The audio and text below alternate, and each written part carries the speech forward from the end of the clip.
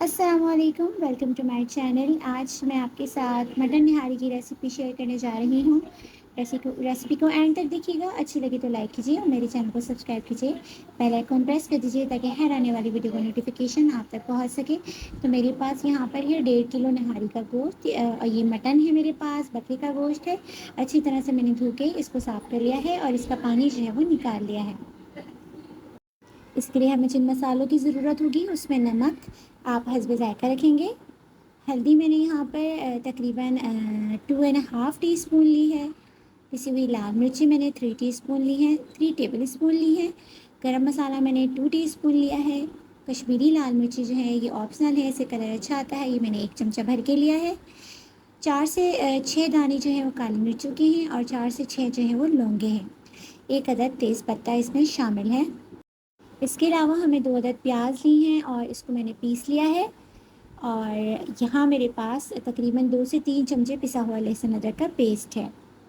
ये मैंने फ्रेशली अभी इसको मैंने अच्छे से कूट लिया है लहसुन और अदरक को। थोड़ा सा हम ऑयल लेंगे, बिल्कुल थोड़ा सा, यानी कि आधी प्याली से भी कम ऑयल, क्योंकि मैं ऑयल बाद में ऐड करती हूँ। उसके अंदर लहसुन अदरक मैंने शामिल किया है और साथ ही जो है मैंने गोश्त भी ऐड कर दिया है। थोड़ा सा हम इसको भूनेंगे पहले।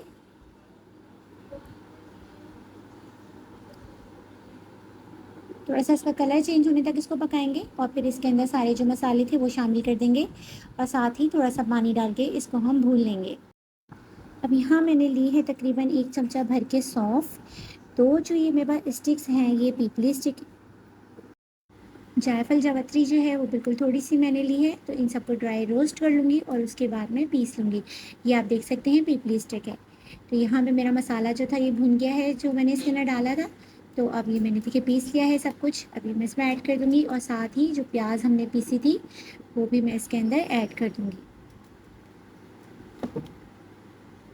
प्याज हम जब इसके अंदर ऐड कर देंगे उसके बाद अगेन हम इसको भूनेंगे। जब अच्छी तरह से ऑयल ऊपर आने लगेगा तो फिर हम इसके अंदर पानी शामिल करेंगे। ये आप देख सकते हैं अच्छी तरह से मसाला भुन गया है, ऑयल ऊपर आने लगा है। तो अब मैं इसके अंदर पानी शामिल करूँगी। पानी का मैंने पूरा 1 जग लिया है भर के, वो इसमें ऐड किया है ताकि ये अपने ही पानी में एक ही दफ़ा इसके अंदर शामिल करूँ और तमाम जो गोश्त इसका है अच्छी तरह से गल जाए। इसको मैं 2 से 3 घंटे के लिए पकाऊँगी। जितना अच्छा इसको हम पकाएंगे, इसका गोश्त अच्छी तरह से गल जाएगा, उतना ही अच्छा इसका टेस्ट होगा। तो गोश्त के हिसाब से भी हम पानी इसके अंदर रखेंगे कि गोश्त उसमें अच्छी तरह गल जाए। तो जब इस तरह से बबल्स आने लगेंगे तो फिर हम चूल्हा बिल्कुल हल्का कर देंगे और बिल्कुल स्लो फ्लेम पर इसको मैं 2 से 3 घंटे के लिए पकने छोड़ दूँगी। तकरीबन 1.25 घंटे इसको मैंने पकाया है और इसको मैं बीच में चेक भी करती रही हूँ। तो अब ये आप देख सकते हैं गोश्त कितनी अच्छी तरह से ये बिल्कुल गल गया है, अलहदा होने लगा है। इसको हम चेक कर लेंगे पहले कि ये देखें आप, ईज़िली अलग हो रहा है ये। तो इसका मतलब ये है कि अब हमारी जो ये निहारी है इसका गोश्त गल गया है। तो अब हम जो आगे का स्टेप है वो करेंगे। ये आप देख सकते हैं बिल्कुल ईज़िली अलग हो गया है। तो बस हमने इस गोश्त को इतना ही गलाना है। अब ये मेरे पास आटा है, तकरीबन ये आधी प्याली आटा मैंने लिया है और इसको मैंने भून लिया है आटे को अच्छी तरीके से। इसको भूनना ज़रूरी है, कच्चा आटा मत डालिएगा। इसको हम अच्छी तरह भूनेंगे और भूनने के बाद मैंने तकरीबन 2 कप के बराबर जो पानी है उसके अंदर इस आटे को घोल के पेस्ट बना लिया है। और आधा चमचा जो है ये सौंठ जो पिसी हुई होती है ये मैंने वो ऐड की है। और ये इसके अंदर ज़रूर शामिल करें, मेरी अम्मी इसको ज़रूर शामिल करती हैं क्योंकि इससे वो कहती हैं कि हाज़मा भी बहुत अच्छा होता है और इससे टेस्ट बहुत अच्छा आ जाता है। तो अब हम इसके अंदर ये आटा शामिल कर देंगे। तो आप देखिएगा कि अभी इसका टेक्सचर जो है वो बिल्कुल चेंज हो जाएगा। ये आप देख सकते हैं बिल्कुल कितना थिक हो गया है, इसका जो टेक्सचर है वो बिल्कुल थिक हो गया है, ये आप देख सकते हैं। तो बस इतना ही हमने रखना है निहारी का। बहुत ज़्यादा इसको आटा मत ऐड कीजिएगा कि हद से ज़्यादा वो गाढ़ी हो जाती है तो वो अच्छी नहीं लगती।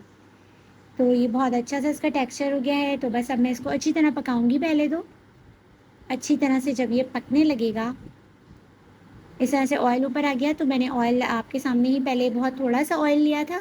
तो अब जो बाकी ऑयल है मैं ऊपर से ऐड करूँगी। बहुत सारे लोग एक साथ ही ऑयल जो है वो ऐड कर देते हैं और फिर वो उससे उतार लेते हैं, अलहदा कर लेते हैं। मुझे ये ज़्यादा ईज़ी लगता है।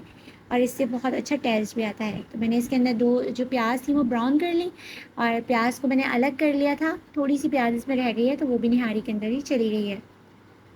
तो ज़बरदस्ती निहारी तैयार है। आप इसको ज़रूर ट्राई कीजिएगा और मुझे कमेंट सेक्शन में ज़रूर बताइएगा कि रेसिपी आपको कैसी लगी। मुझे अब इजाज़त दीजिए, मैं आपसे मिलती हूँ अगली रेसिपी के साथ। टिल देन अल्लाह हाफ़िज़।